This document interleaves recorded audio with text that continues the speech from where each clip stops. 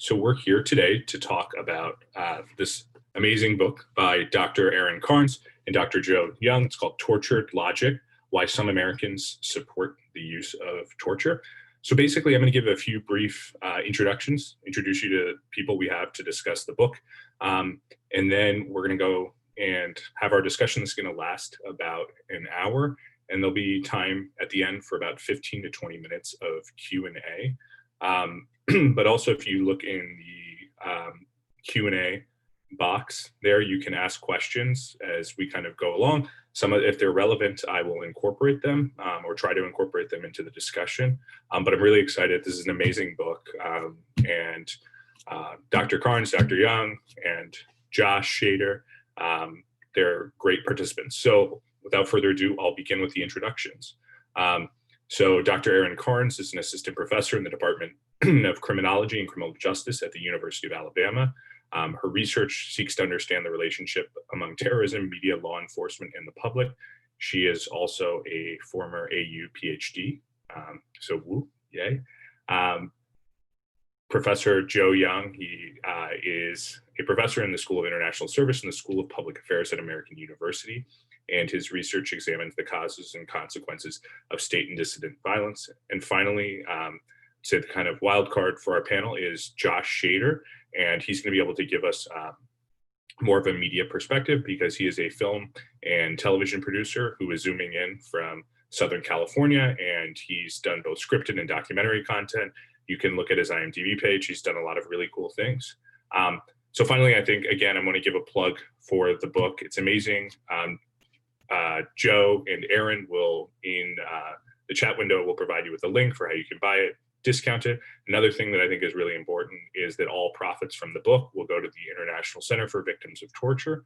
And also, if you want to do something about this topic, you could also donate to Amnesty International. Okay, so without further ado, I will start with the first question.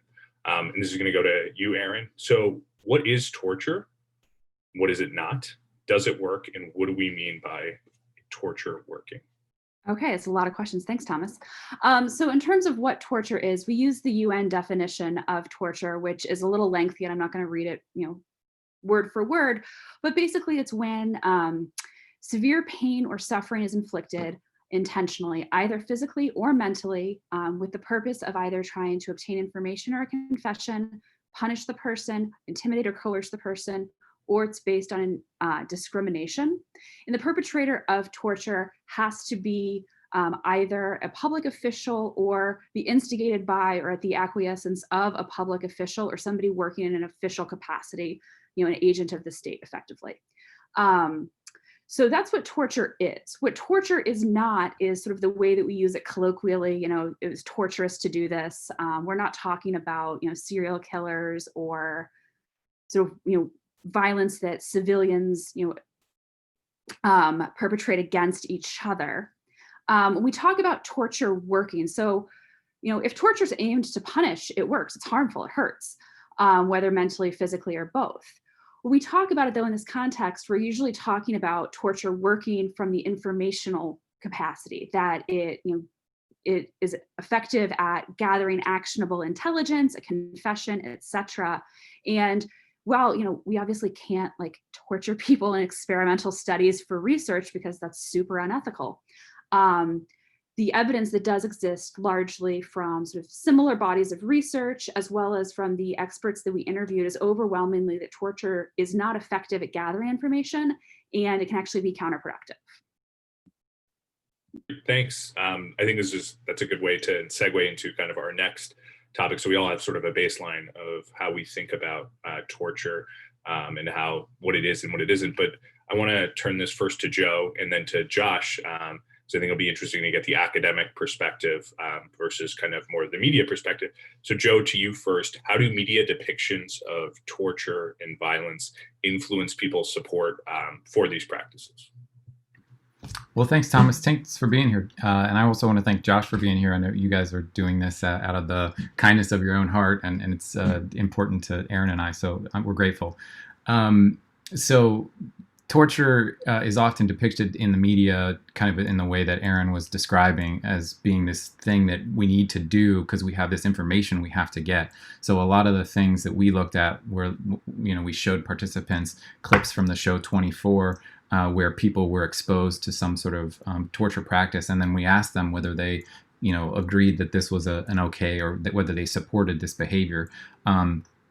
And so, what we find is that the media can be this influence on people's views on torture, and especially when it's shown as effective. And this is something that Josh and I, and we talked about earlier in our sort of pre-discussion, is that sometimes the media doesn't like to think that they have an impact on people's beliefs. But this was an example, at least in our experiments, where we were actually able to show them depictions of torture and then shift their beliefs about the topic.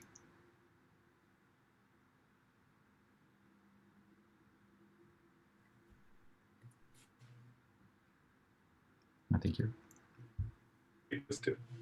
Yeah, Josh, you want to jump in? Sure. I think Thomas froze. That's why I was confused. Yeah.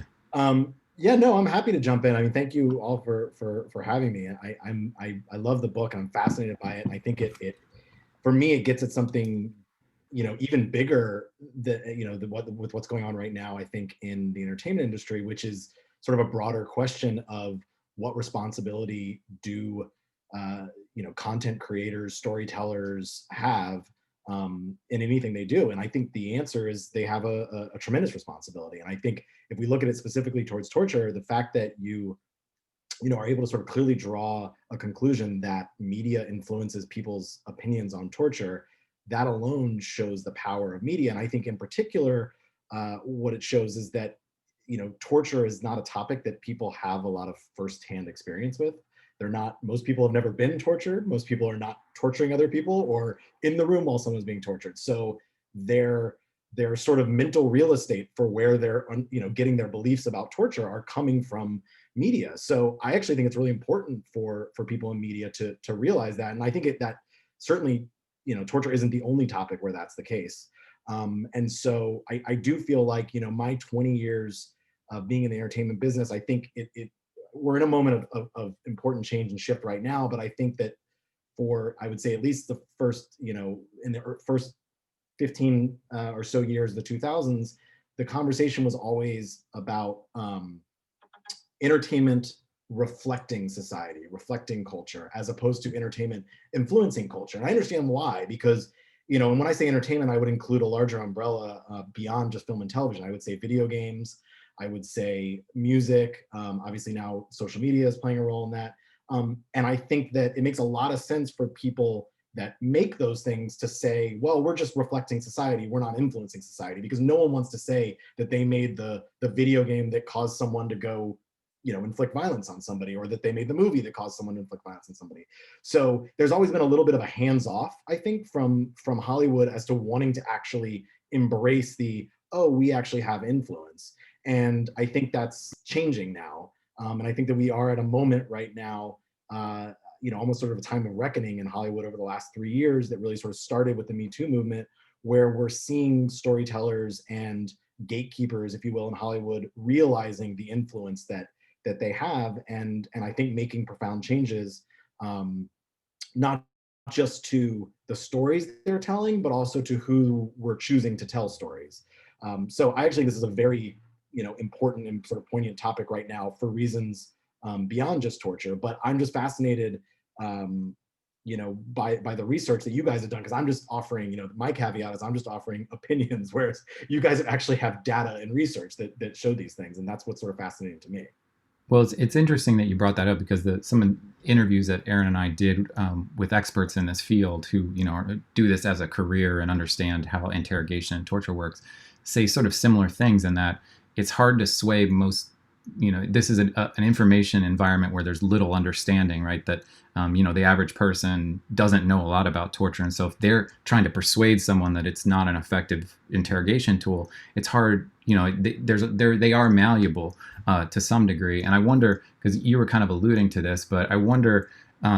Torture is one example of that. Are there other domains that you see kind of in entertainment or other areas where you're working or working in Hollywood, where you see this ability to really shape the the domain? Yeah, I mean, I think so the adage that I used to hear over and over again was audiences want familiar but fresh. As in, audiences want to hear familiar stories, but they want them to be told and executed in a fresh way. And I think now we're seeing that that's actually a horrible adage, because that means you're just being fed a diet of the same thing over and over again, as opposed to, no, like we should actually tell unexpected stories from unexpected storytellers. And I think what we're seeing is sort of a broadening of the scope of what is being put out there and who's putting it out there. And I think that's actually all positive.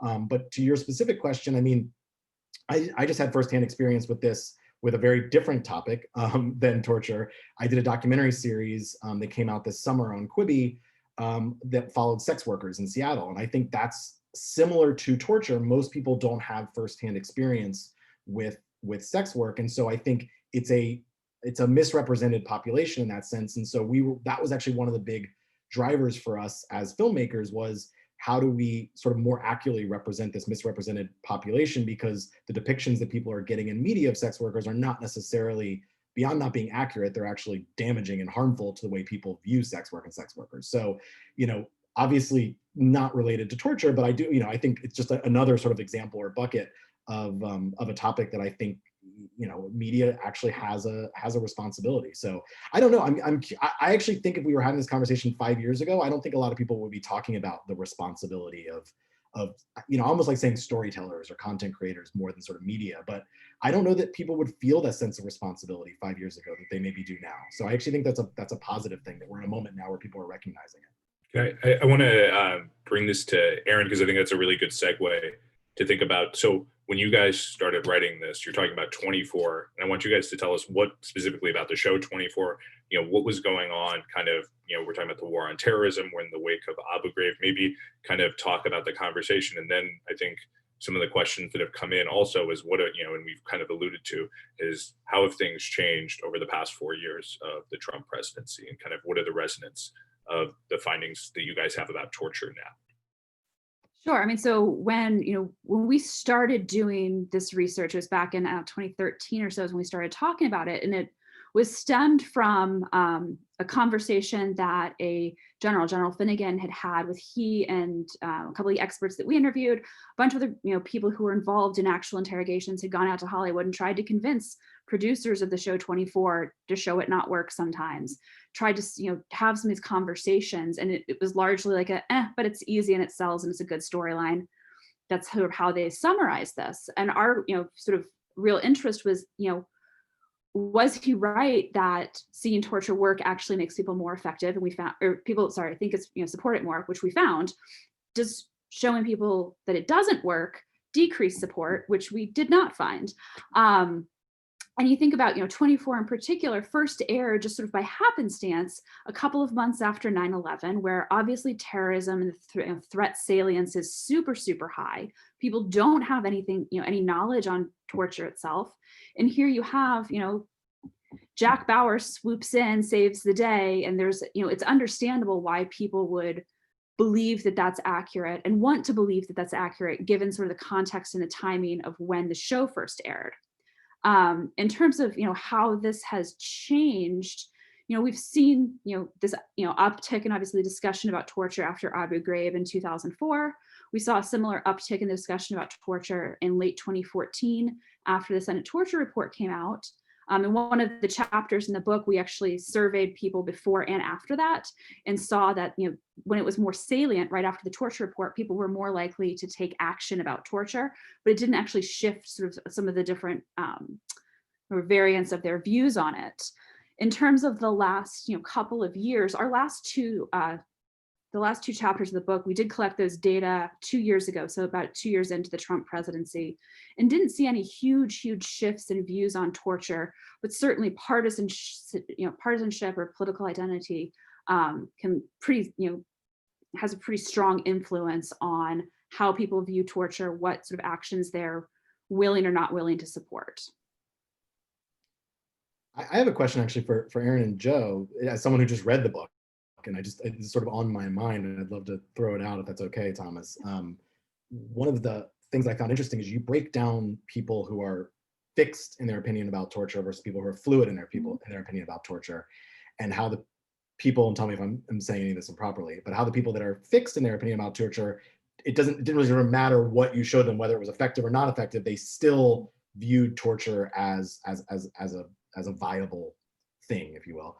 I'm wondering if you think that had less to do with them viewing torture as an effective interrogation tool, and more the assumption that maybe people make that people who are being tortured are presumably guilty of something, and therefore maybe they're seeing torture as punishment, and that allows people to be okay with torture, because there's just maybe an assumption that people make that if someone's being tortured, they're probably guilty of something, and therefore I'm okay with it because it's like some sort of vigilante justice or something almost. I don't know if that came up in your research at all. No, so it didn't come out exactly in this study. And I'll say, like, the people who were fixed in their views, some of them were fixed as absolutely supportive, some were fixed as I will never support this under any conditions. And there, we looked a lot at sort of, can we like identify who these fixed people are? And it's not super clear from any sort of the demographics. But in terms of that idea that, okay, even if it doesn't work from an efficacy, gather intelligence standpoint, they're probably guilty anyway. Certainly other research has shown that even though people like to say that it's this utilitarian, yeah, it's not great, but the ends justify the means, so we'll be okay with it. They say that that's why they support torture, but when you really dig down, it's much more punitive. It's much more sort of an eye for an eye. Yeah, and just to add on to what Erin was saying, interestingly, in the different experiments that we did, it's roughly like 75% of people are pretty fixed. It's not necessarily the same 75%, but it's about 75% of people that are just won't change their minds. But it's that 25% that you can sort of shift their opinions on things. And when we're talking about the election right now, right, and there's still some supposed undecided voters, it's probable, and this is some of Thomas's research too, as a political psychologist, maybe you could talk about it too, Thomas, is like that some of those same people that are independent voters are the same people that are, they'll go anyway, or the same people that you could kind of actually switch their opinions on these kind of difficult topics. I think the only thing to say beyond that is, like, again, in this low information environment where people don't know a ton about torture, you can switch their opinions a little bit more. In a different information environment, let's say like with abortion, right? We could probably shift almost no one's opinion about abortion. It's like people have very strong views about that. And so, that's something I think we found in the research too. Can I ask to you guys, Joe and Erin, like, do you think it's when people are reasoning about torture? I mean, and Erin alluded to it a little bit, that it's they're thinking about, well, this is the only effective way, right? Or is this a moral reasoning kind of story where people are like, it's these are bad people who deserve bad things to happen to them, or we don't agree with torture, it's morally wrong, right? So you can have it. So what's the story, especially among people who are persuadable versus those that aren't? That's a good question. Kind of speculating a little bit here, which as an academic makes me slightly uncomfortable. So, I mean, I think that, that there is definitely this is the only effective way. And, you see this that's what almost every torture scene that is shown, or any interrogation scene on many TV shows, many movies, whether it's, actually torture or still a little bit of like roughness, and that's what gets the confession. So that's just so reinforced time and time and time again.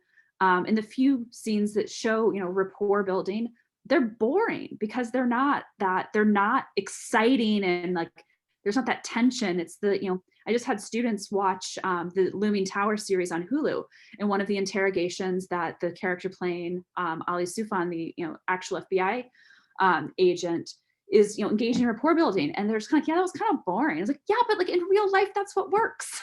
But it's not sexy in the viewer attention kind of thing. So I think that there is that reinforcement mechanism. Some of the punitive, well, they probably deserve it anyway, because like if you're suspected of being interrogated for terrorism stuff, you must have done it, because like how else would that happen kind of assumptions. And there's a little bit too of what Josh was saying, in that I think sometimes people who support it are like, well, you sometimes have to break a few eggs to make an omelet. This maybe it wasn't this thing that they did, but these guys deserved it. Well, I also think it's interesting to look at how it's used in media in terms of who is being tortured, because obviously you can have examples of torture where the hero or the protagonist is the one being tortured, and that scene is meant to show how tough they are. That's so, you know, what they can withstand, you know, and as opposed to, you know, if it's, you know, to me the most sort of irresponsible use, I would say, of it would be when it's a character who really isn't a character and just is representative of something, you know, the generic, you know, terrorist torture scene, if you will, right? Where we don't know who that person is outside of they're just a bad guy. And I think that's where it's particularly damaging. And again, I say this as an assumption, not having done research on it. I would assume that would be particularly damaging because you're painting in such a sort of broad strokes. It's one of the things that I actually, I think that a newer series in 24, but it's very similar territory, is the series Fauda, which is out of Israel and on Netflix now.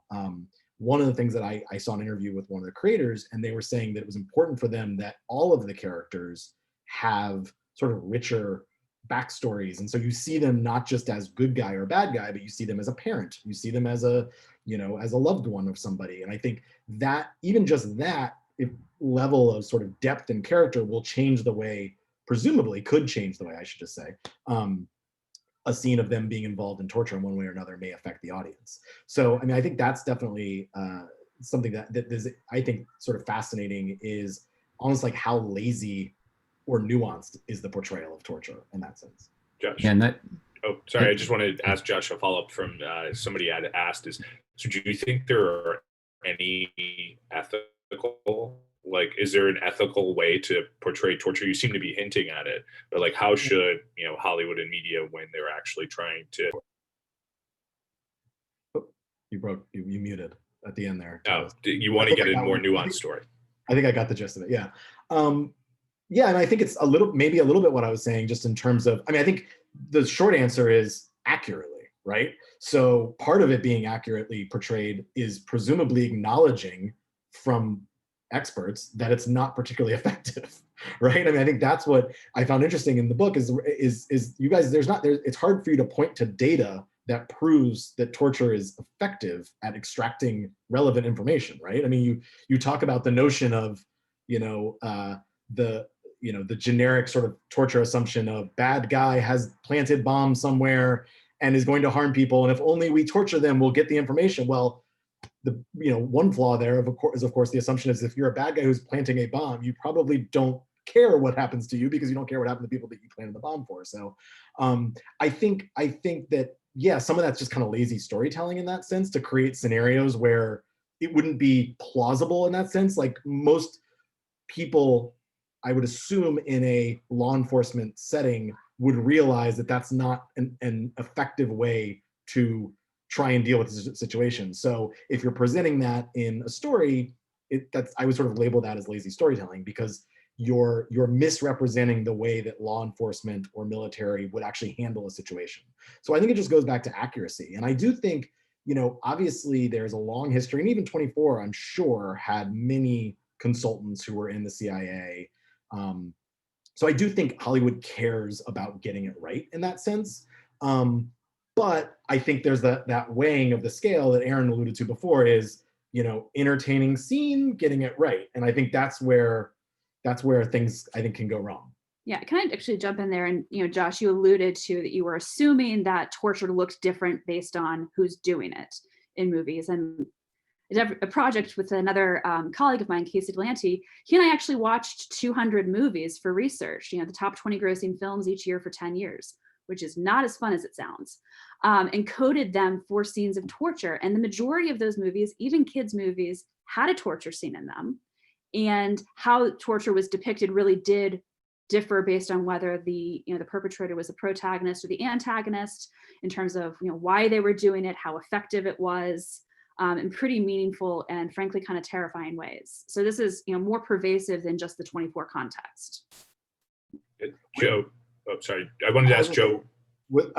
Sorry, real quick, Thomas, I'm just curious, Erin, were there any really unexpected instances of torture that came up in a movie that you were like, why is there a scene like this in this film? Yeah, so I mean the kids' movies, and the title of the paper is "Wait, There's Torture in Zootopia," because when I said that to my class, one of the students whose favorite movie it was just looked at me like she was about to burst into tears that there's torture in her favorite movie.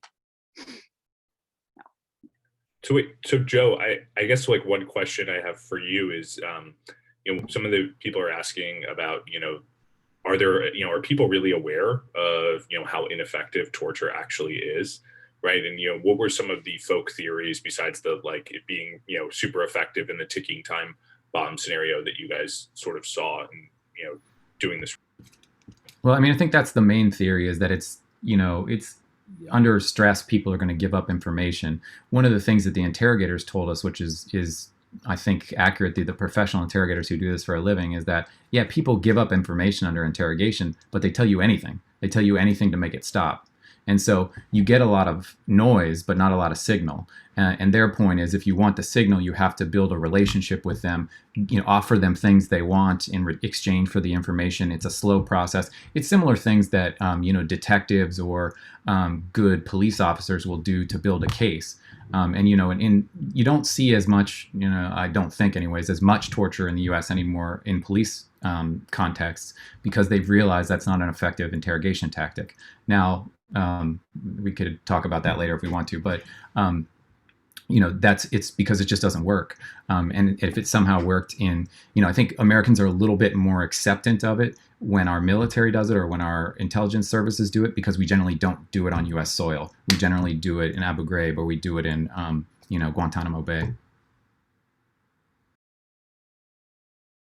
So I wanted to sort of follow up on that so when we get information that the U.S. government is in fact doing these sorts of things, or more recently when you have, the president who's saying, take the gloves off to some of these Antifa protesters, or talking about the extrajudicial killing potentially of the suspect in Washington who had shot at a right-wing protester, right? So what kind of signals do they set? Like basically, how does the political moment determine how people process this kind of torture? Erin, Joe, I mean, what do you? That's a big question, and it's a hard one to answer. I mean, this maybe I don't need to tell anybody else that's watching this, but this is a really difficult political moment for some of us, like Thomas and I, who study this. I think we, and maybe I shouldn't speak for Thomas, but at least me, at some, I always have this kind of pro-America feel. I grew up here, I've lived here, I've lived abroad, and I feel strongly connected to America. And I always feel like these awful things that I've studied and traveled to and seen, and seen violent things, those things will never happen in the U.S. And it's really unbelievably, not necessarily scary, but it's disheartening, because I feel like a lot of times the U.S. is that shining thing on top of the hill, and right now we look a whole heck of a lot like Colombia or Venezuela, where yes, our institutions can decline and we can see street level violence. And maybe Colombia is a bit extreme because they had a long civil war, but the point is that our institutions can decay just like everybody else's through the kind of rising violence and the acceptance of both non-state actor violence and state violence. Yeah, I mean, and maybe I'll pivot to Josh. I mean, so a lot of the stuff that the framing of their book, and it is in the context of the war on terror. But now that we have very intense partisan polarization going on, and there are protests, I mean, is this even go into the calculation in terms of Hollywood, how they portray political violence and these sorts of things? I mean, how are they mindful of this? Yeah, I mean, I think, and forgive the fire trucks that are going behind me right now, but maybe it's indicative of the state of the world. But I mean, I think, yeah, people talk about content for, you hear the term a lot, like, oh, this is red state content, or this is blue state content.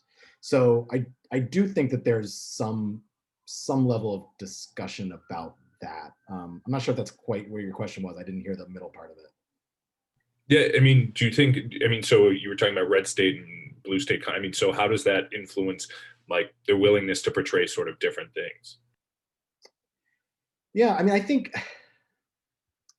it's interesting because on the one hand, I think there's an assumption that if something gets created by Hollywood, that tons of people have touched it and approved it and blessed it, and to some extent it's true, because a lot of people have to work on something, and there are, you know, no matter what you're doing, there's lawyers that review it, there's standards and practices, there's cultural reviews, there's all these things that like stuff has to get through to sort of get out to the rest of the world. But I would also say it shockingly takes only a few number of people to actually either write something or create something or make something that gets out there. So I don't know. I don't know that I would say it's hard to sort of speak about Hollywood as one entity, because that's not realistic to what it is. I think it's much more. There's lots of content creators out there creating more content than ever before, and I think we're much more in a world of niche content right now. So in the same way that in news and journalism, you can curate your Twitter feed to just hear what you want to hear, to create that sort of echo chamber, if you will. I think it's true in the entertainment world, which is you can kind of curate what you're watching to sort of feed your own echo chamber, and I would say, I guess the positive side of that is there's lots of different people with lots of different point of views creating lots of different content right now. So it's not like Hollywood isn't some monolithic thing that's like, oh, Hollywood has blessed this, you know? So that's where I think it actually becomes, there's both a positive and it also becomes trickier to sort of police, if you will, for lack of a better word. Yeah, that's what I was going to ask, which is sort of like, is this one of the downsides of the democratization of the content developers, and that, you know, what some of the things Erin and I have advocated for, if we want to reduce seeing torture in media, right? When that's concentrated, you can go to a studio and ask them, hey, don't do this. But when it's democratized, you're sort of just, you know, spitting in the wind. Yeah, I mean, sadly, I think so. I mean, I think that's the moment that we're in right now. You know, I think that's the, you know, one of the very, you know, one of the obvious places that you have this conversation is in casting right now. Anything that's being cast, you know, you're understandably and importantly having to talk about representation and diversity and what different casting choices are saying. And you know, if this character is an Asian American, what are we saying about Asian? I mean, so there's a lot of this sort of talk right now, that I actually think is healthy and important about because the broader thing is like, what are we saying, intentionally or unintentionally? Because I think that's the problem, is I think a lot of things have been said unintentionally, that it forces us to sort of evaluate everything that we're doing. So I'm saying that from the point of view that it's a positive thing. It's in two ways. I would say it's the representation, both people in front of the camera, but more importantly, almost I would say representation behind the camera. Who are the people telling the stories? It's not lost. I'm not saying anything controversial by saying that, you know, Hollywood was dominated by white men telling stories for a long time. So that had a profound effect on the type of stories that were told. So obviously, who's telling the stories makes a difference. I feel like I'm quoting Hamilton at some point here, but it does. I mean, it makes a huge difference. So I'm glad that we're sort of in that moment.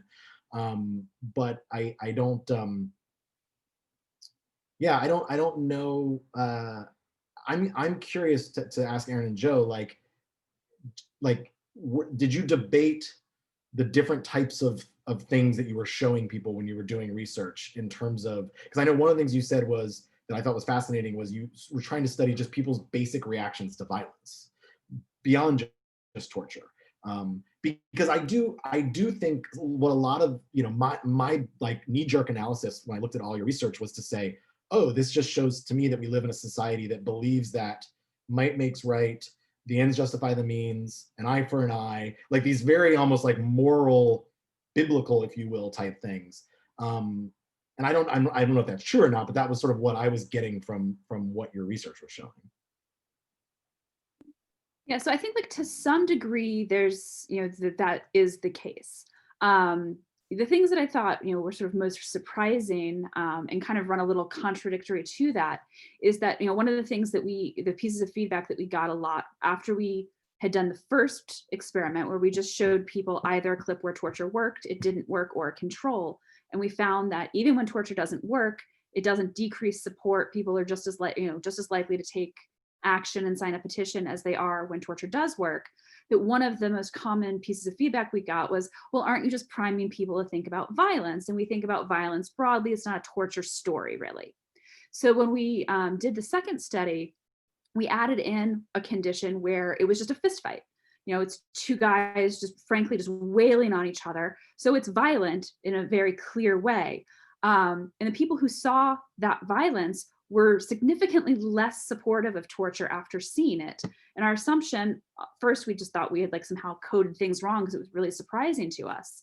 But our assumption, when we realized that that is the actual finding, is that it's an empathy gap in that respect. So there's something unique about torture itself. We also showed people a clip, of either rapport building working or not. And when we showed people rapport building, regardless of whether it worked or not, it increased support for torture. So if this is truly we're just trying to ends justify the means, rapport building is not harmful, it works, why would that not decrease support for torture? Which speaks to this being more ingrained within sort of our, our psyches of, what's acceptable, perhaps because it's so predominantly shown in media. I can bring one data point to this, if you will. It's not just me throwing an opinion out there. Is that there was a big shift. In the rating system. The MPAA has a rating system that, I'm going to be a little broad here, but from 1980 to the year 2000. You were seeing a lot of the movies that contained violence getting R ratings, and movies that maybe had more sexual innuendo or comedy, bad language were PG-13. There was a huge shift in that in the last 20 years, maybe even 25 years, going back to the mid 90s, where now the vast majority of movies that have violence are actually PG-13. Almost all the action movies that have violence, that whether it's comic book movies, you're not gonna find an R-rated, in rare instances are there R-rated sort of comic book movies, but the violent movies now are getting lower ratings, and sex and language is R-rated. So we've seen a direct flip in that over a 30, 40-year period. So I do think that, and all that really means is that we sort of lowered the bar for the sort of barrier of entrance for people to see more and more violent content. I want to ask Joe a question, right? Do you find, and were most people bashful about admitting to supporting torture, or were they open about it? I mean, how do we think about how people, basically justify torture, or do they, kind of hide their support for it? I mean, people were pretty open about it. I mean, I don't know, and we even tried to pilot using slightly different language, right? Because in the around 9/11, it was changed to enhanced interrogation too. So we piloted some approaches where we asked people if they supported enhanced interrogation versus torture. And there were same outcomes. People knew that enhanced interrogation just meant torture. I don't think it has the same stigma as other things where people have to lie about it. I mean, maybe it's more maybe 20 years ago, people would lie, let's say, about their drug use. But today, if you ask them a question about their drug use on a survey, they're pretty honest about it. It seemed like that was the case in our surveys as well. Yeah.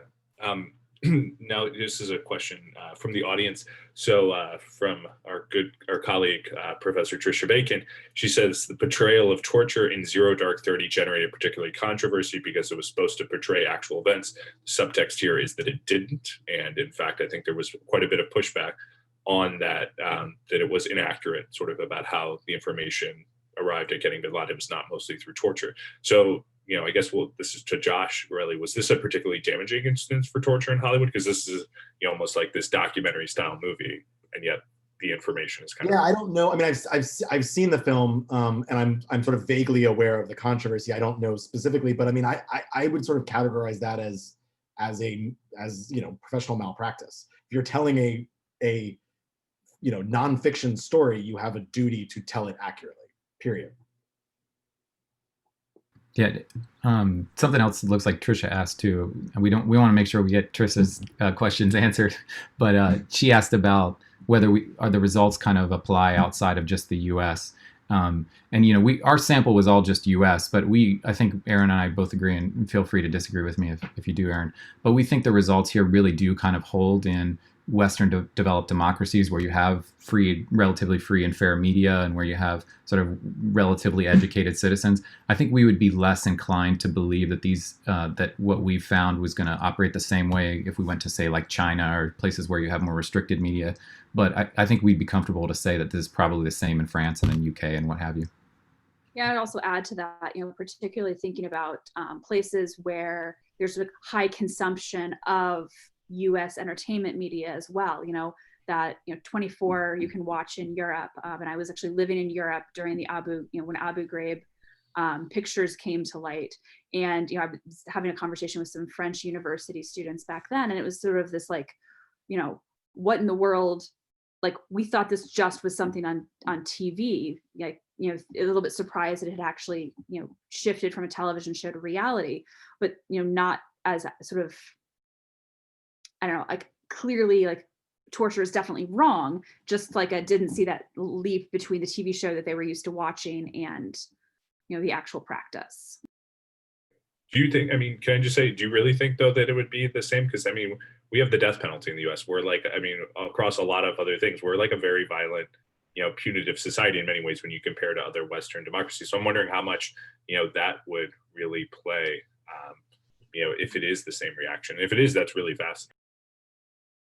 Yeah, I would venture to think that, someplace like perhaps, the UK or France, you might get pretty similar reactions. I would expect that you wouldn't get the same results in a place like Germany, which is one of the only countries that really does have a pretty strong prohibition in practice against torture. And that's obviously because of, their history. You might have a little bit more sort of just lower support for torture under any circumstances amongst, a German sample. But I would expect to have pretty similar results in, say, a French or a British sample. So we'll go, one of the questions, and I think this is the fun part where Joe and Erin and then Josh, we'll start with you, Joe, but what are the policy implications of your findings? Like, how can these actually kind of affect change? This is the fun part where academics enjoy. Yeah, we'll borrow from one of the people we spoke to and interviewed, which his point, and I forget who's making it. Erin, if once I say it, if you remember their name, we should say it. But his point to us was that it's exactly the time, like right now, for example, when we're not facing some sort of external threat like Al-Qaeda that's bearing down on us, that we should be having conversations about torture and about the appropriate policy responses to torture. This is the exact time we should be having these conversations, making these decisions. It's those times when we're under threat, right after 9/11, that's the exact moment where the war drums are going to be beat and everybody's going to say, let's torture the hell out of everybody, right? So at some level, we should be having these conversations now, even though it's not as salient, with the recognition that when the time comes when we really have to make these decisions, people will just go with the torture route.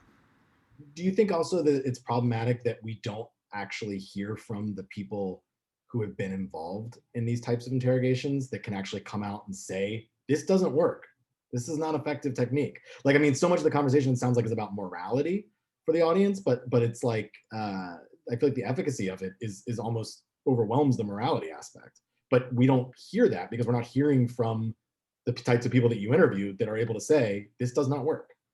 Well, and so some of this information is out there. So Mark Fallon, who is a former interrogator for NCIS, was the lead interrogator, I believe, for NCIS at the USS Cole bombing.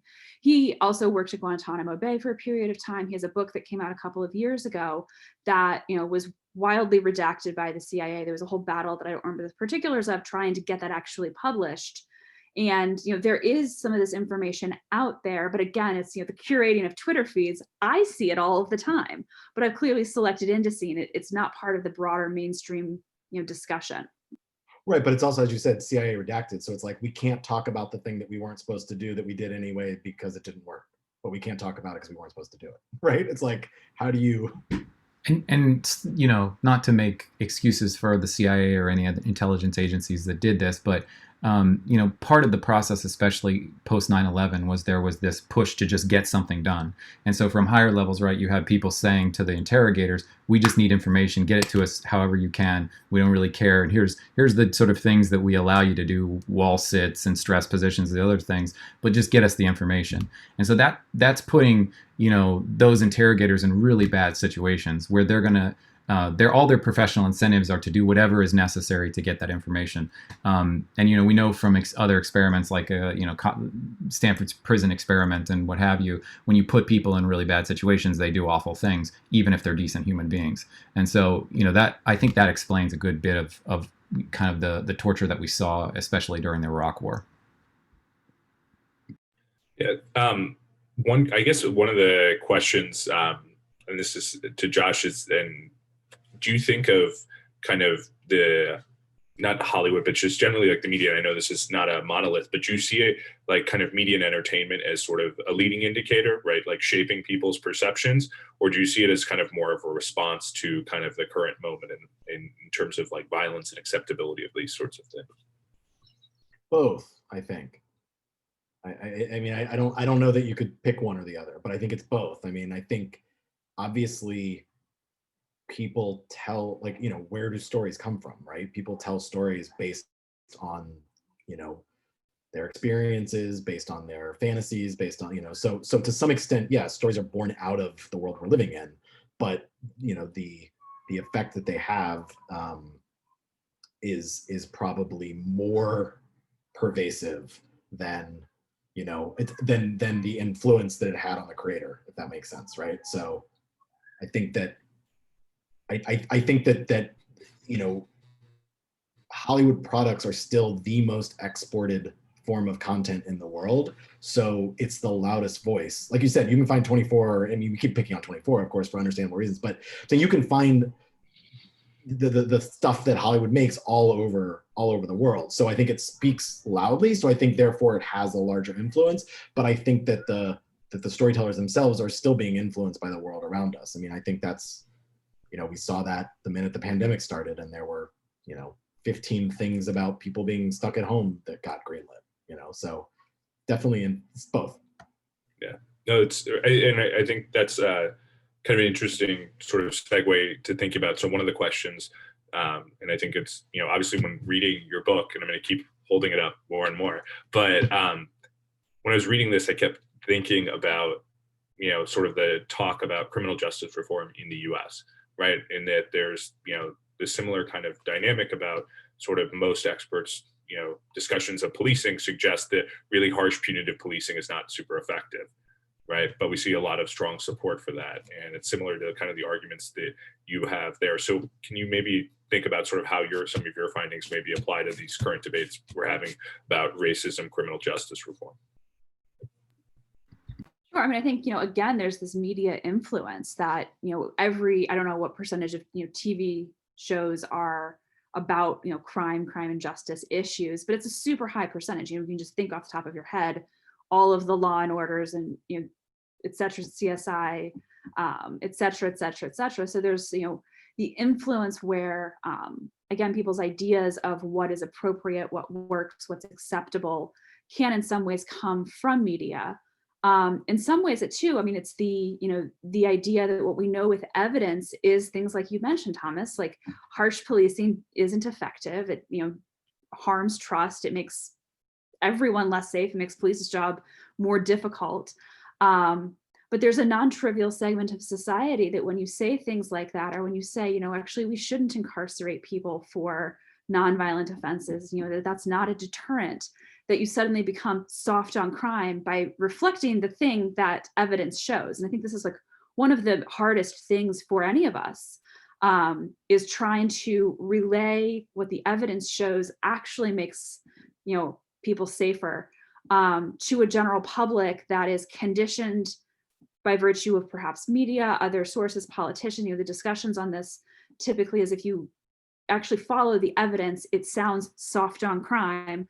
And that's not, literally not a winning strategy for many politicians. And a lot of the other, biases about, people deserve to be punished, et cetera, et cetera, et cetera, likely come into play as well. And I want to jump in on that one too, because one of our friends and colleagues at Harvard, Erica Chenoweth, she and Jeremy Pressman at University of Connecticut have been counting all the various crowds that have been coming out in the Black Lives Matter movement.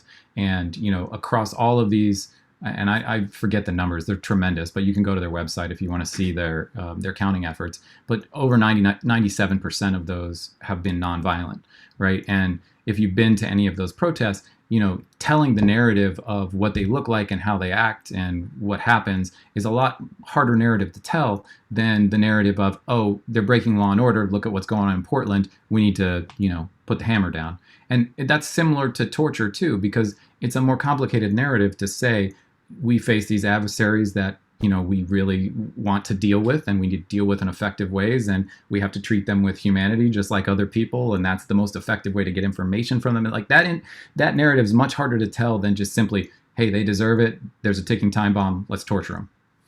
Well, it's the old if it bleeds, it leads, right? I mean, we're not talking about journalism a lot. We've been talking about obviously like Hollywood in that sense, but obviously journalism plays a role in all of this too. And so yes, you're gonna cover the violent protests because that makes better TV than, hey, look at these people walking and these kids carrying signs. Yeah, I think especially, right now where collectively we are all, exhausted and strained and stressed in ways that are abnormal.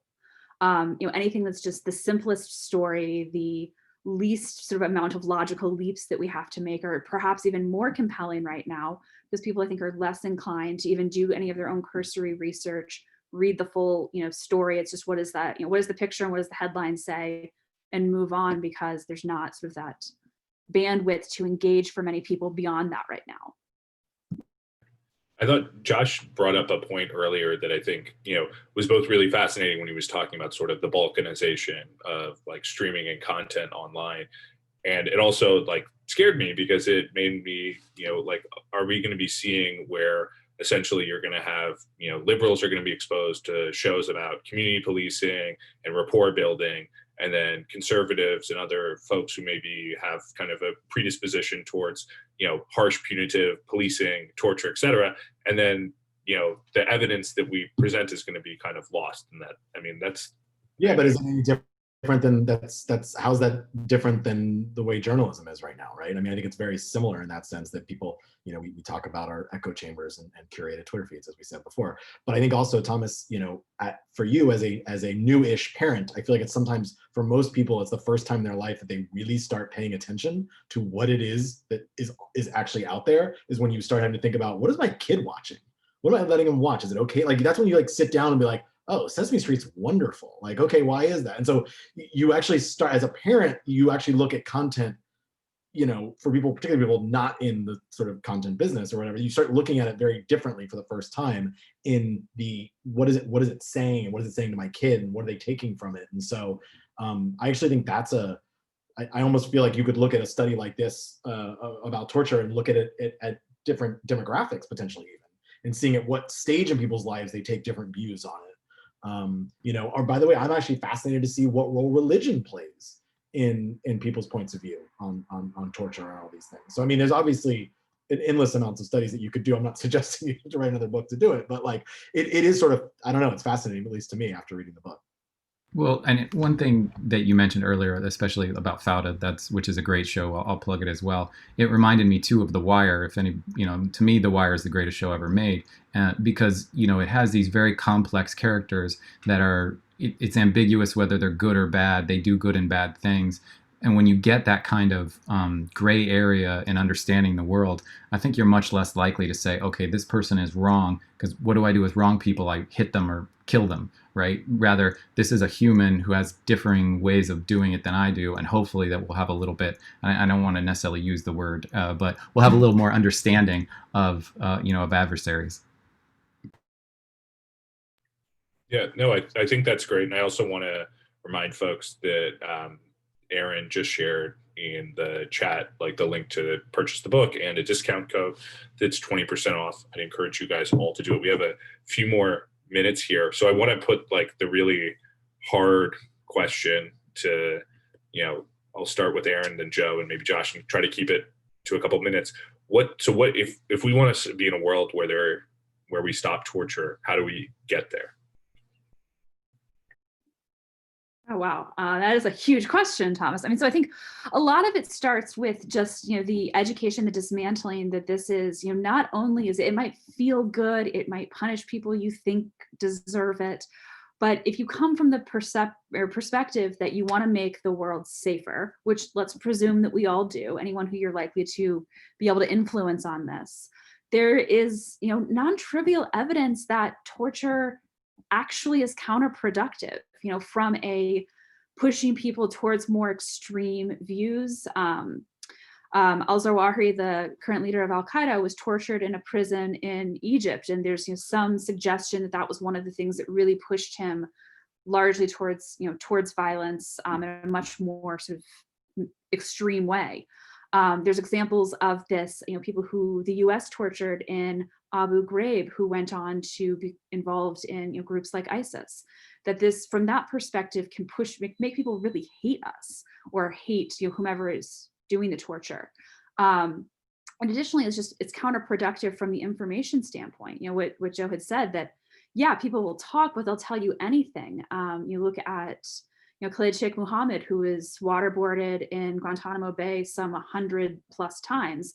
And, he's the mastermind of 9/11. He shared plenty of information, but it was just him, whipping up tales to waste US time, resources. It's just not the way to do it. And trying to, I think, perhaps try to attack it from this, this perspective of it's not only ineffective, but it's counterproductive. And hopefully try to appeal to like the instinct to want to do what's going to be best. Yeah, and I would say pretty much the same thing as Erin, and just to, and in the book we spend a little more time on this, but to sort of set aside the moral piece of it. I mean, that's for moral philosophers and sort of other people religious leaders, what have you. I'm not necessarily morally opposed to the state using violence when it needs to. I don't think any one of us opposed the U.S. state using violence during World War II. So it's not that I'm morally opposed to the use of violence. It's that I want us to do things that work. That's it. And so if we can show that it's effective or ineffective, if there's more research in that area, and and you speak to people who work in this area, like Mark Fallon, like other interrogators we spoke to, they're going to tell you it's ineffective. And the folks that we actually reached out to some people who are, let's say, in the pro-torture camp, and they wouldn't really talk to us. And I don't know their exact reasoning, so it's not fair to put them on trial. But I don't think there's a good efficacy argument on their side. And for me, that's what they would need to be persuasive. Well, and it seems like it's not about probably changing the mass society point of view towards it so much as is changing the point of view to people in law enforcement and in military and CIA. Like those are really the people that you need to get to, right? I mean, yeah, and in fact, we tried to work out an experiment with the military through our back channels and have not been successful. Believe it or not, they're not as interested in letting us experiment on their cadets as we can do on our students. But I would love to do that. If there are folks out there in the military who will let us, call me. All right. I want to thank everybody. This was a great, this was a great, I thought, showcase for the research, but also a great conversation. I mean, Josh, awesome to have you out here and, commiserating with us, eggheads on the East Coast, but Erin's also Midwest, I believe, Midwest South, and I want to thank everybody for coming out. The questions were awesome. I'm sorry if we didn't get to answer all of them, but I think this was a great conversation. I look forward to continuing the conversation more. Order the book. It's great. Follow Joe and Erin and Josh. They're awesome on Twitter. And yeah, I thank you guys for coming out. Go ahead. Oh, I wanted to thank you, Thomas, and I also wanted to thank Josh. But Josh, do you want to tell us what projects you're working on right now that we can look forward to or should be watching? No, I want to plug your book. Thank you. No, thank you guys. This is fun. I really, I mean, I will say I teased Joe when I knew he was writing this book is this a book that I can actually read, or is it just academia?